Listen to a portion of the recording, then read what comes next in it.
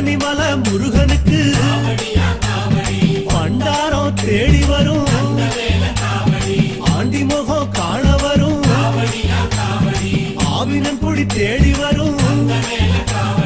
கால்நடையா வந்த காவடி இது தேடுவது கந்தன் காலடி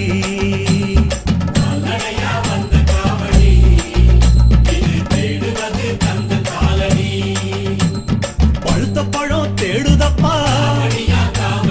பாலதண்ட பாணி கேட்ட நல்ல முத்து வேலனுக்கு